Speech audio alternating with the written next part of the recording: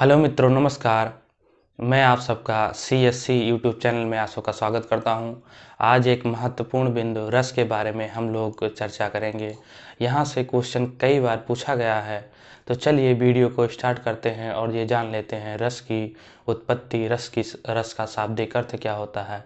आचार्य भरतमुनि ने रस के बारे में क्या बातें बताई हैं, रस का अस्थायी भाव क्या होता है। तो चलिए वीडियो को स्टार्ट करते हैं और ये वीडियो मिस मत करिए। ये आपके लिए एग्ज़ाम टाइम में बहुत सिद्ध साबित होने वाला है। तो रस का जो शाब्दिक अर्थ है वो है आनंद। रस का जो शाब्दिक अर्थ है वो है आनंद। और रस को काव्य का क्या माना गया है, तो रस को काव्य का आत्मा या प्राण माना गया है। ये कई बार एग्जाम में पूछा हुआ है। रस को काव्य का क्या माना है, रस को काव्य का आत्मा या प्राण माना है। रस का प्रयोग सर्वप्रथम किया गया था, उल्लेख यानी कहाँ किया गया था, तो एक उपनिषद है तृतीय उपनिषद में किया गया था। तृतीय उपनिषद में किया गया था। तृतीय उपनिषद में स्वाद के अर्थ में किया गया था। जैसे रस का अनुभूत आप दो तरीके से कर सकते हैं, या अर्थ के आधार पर कर सकते हैं या आप स्वाद के आधार पर कर सकते हैं।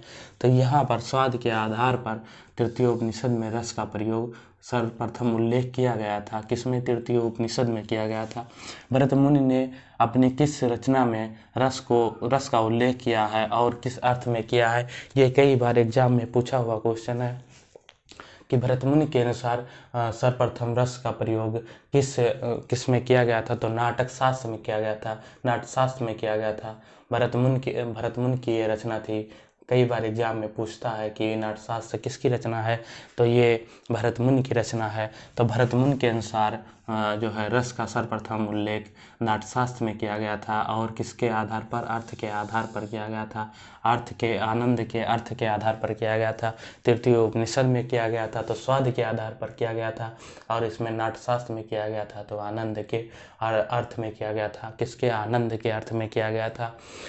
भरतमुनि के अनुसार पंचम वेद कौन सा माना जाता है? जैसे चार वेद होते हैं, ऋग्वेद, सामवेद, अथर्ववेद और यजुर्वेद। तो इस भरतमुनि ने कहा कि एक पांचवा वेद है, वो क्या है? वो है हमारा नाट्यशास्त्र है, पांचवा वेद। तो पूछ लेता है एग्जाम में कि भरतमुनि के अनुसार पांचवा वेद कौन सा है, तो नाट्यशास्त्र है। कौन सा है? नाट्यशास्त्र है। भरतमुनि के अनुसार पांचवा वेद, पंचम वेद जिसको कहते हैं। रस के कितने अंग होते हैं, ये बहुत इम्पॉर्टेंट है। रस के चार अंग होते हैं। रस के कितने अंग होते हैं? रस के चार अंग होते हैं। पहला विभाव, दूसरा अनुभाव और तीसरा संचारी भाव और चौथा अस्थाई भाव। इनको मिलकर ही जो है रस की उत्पत्ति होती है। तो ये बहुत इम्पॉर्टेंट है। रस के कितने अंग होते हैं पूछ लेता है। रस के कितने अंग होते हैं?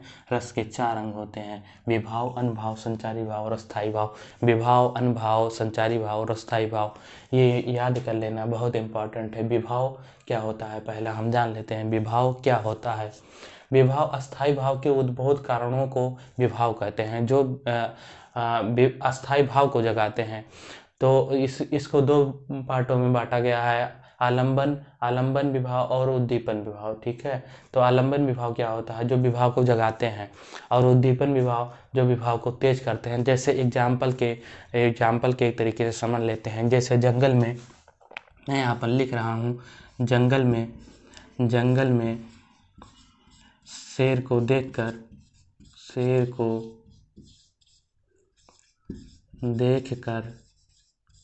वह भयभीत हो गया।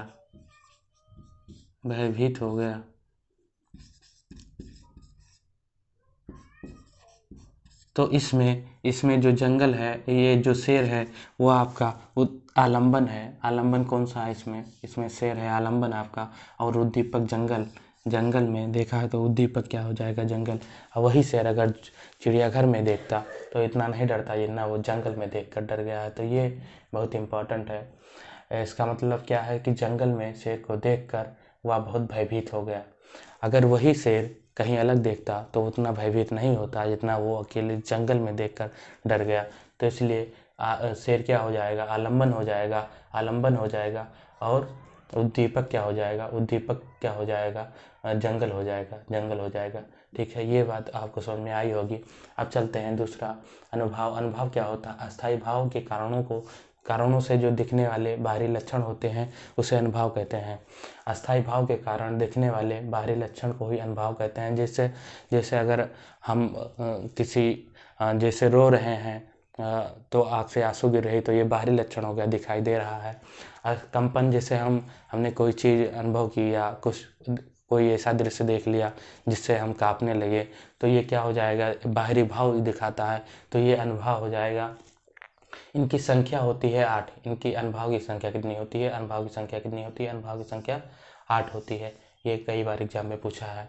जैसे रोमांच, अगर हम खुशी का अनुभव करते हैं कि कोई ऐसी बातें पढ़कर हम जो है रोमांच करने लगते हैं, तो वो रोमांच हो जाएगा ऐसे। तो ये बात आपको समझ में आई होगी। अनुभाव क्या होता है? अनुभाव जो अस्थायी भाव के कारण दिखने वाले बाहरी लक्षण होते हैं उसे अनुभाव कहते हैं। तीसरा क्या है? तीसरा आपका संचारी भाव या अस्थायी भाव। जो भाव कुछ ही क्षणों तक रहकर, ये इसको क्षणिक भाव भी कहते हैं। जो भाव कुछ ही क्षणों तक रहकर विलीन हो जाते हैं उन्हें क्या कहते हैं? उन्हें संचारी भाव या क्षणिक भाव कहते हैं। जो भाव कुछ ही क्षणों, मतलब क्षण के लिए क्या कह दिया गया? क्षणिक भाव कह दिया गया है।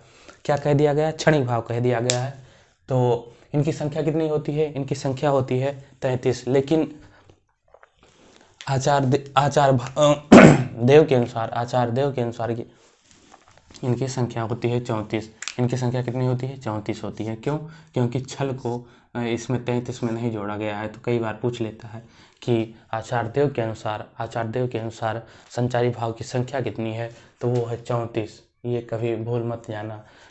तो आचार्य देव के अनुसार संचारी भाव की संख्या कितनी है? 34 है। लेकिन वैसे अगर एग्जाम्पल में पूछ लिया कि संचारी भाव की संख्या कितनी है, तो 33 है। अगर इनके अनुसार पूछता है, आचार्य देव के अनुसार पूछता है, तो आपको लगाना है 34, नहीं तो 33 ही आपका सही आंसर होगा। चौथा है अस्थायी भाव। जो भाव प्रारंभ से अंत तक विद्यमान रहते हैं, बने रहते हैं, उन्हें अस्थायी भाव कहते हैं। अस्थायी भाव शब्द से ही पता चल जाता है। जो काफ़ी देर तक अस्थायित्व में रहे उसे क्या कहते हैं? अस्थायी भाव कहते हैं। अस्थायी भाव को ही रसों का आधार माना गया है। इसलिए इनकी संख्या कितनी होती है? इनकी संख्या 9 होती है और इन्हें नवरस भी कहते हैं। इनकी संख्या कितनी होती है? 9 होती है। इन्हें नवरस कहते हैं। और नवरस किनके अनुसार कहते हैं? आचार्य मम्मट और आचार्य जगन्नाथ के अनुसार इन्हें नवरस भी कहते हैं। आचार्य जगन्नाथ और आचार्य मम्मट के अनुसार नवरस कहे जाते हैं। कितने रस कहे जाते हैं? नवरस कहे जाते हैं। भरत मुनि ने शांत रस को अस्थायी भाव नहीं माना है और ना ही शांत रस को रस नहीं माना है और ना ही अस्थायी भाव को ही इन्होंने कोई संख्या वो दी वर इत्यादि है। तो इसलिए भरत मुनि के अनुसार शांत रस में नहीं शामिल किया गया है, क्योंकि इनकी पुस्तक जो नाट्यशास्त्र नाटक की थी, तो नाटक में शांत रस का कोई महत्व नहीं होता है। इसलिए ये भरत मुनि के अनुसार इनकी संख्या कितनी है? इनकी संख्या 8 है। अब हम बात कर लेते हैं रस और उसका अस्थायी भाव। यहाँ से बहुत हर एग्जाम में अगर रस से क्वेश्चन पूछेगा तो यहाँ से जरूर क्वेश्चन पूछता है कि इस रस का अस्थायी भाव क्या? श्रृंगार रस का अस्थायी भाव क्या होगा? वीर रस का अस्थायी भाव क्या होगा? करुण रस का अस्थायी भाव क्या होगा? रौद्र रस का अस्थायी भाव क्या होगा? तो ये सब बहुत इंपॉर्टेंट है, इसको रट लीजिए, जो कि एग्जाम के लिए बहुत महत्वपूर्ण सिद्ध साबित होगा। श्रृंगार रस का अस्थायी भाव रत या प्रेम होता है। ये श्रृंगार रस का अस्थायी भाव रत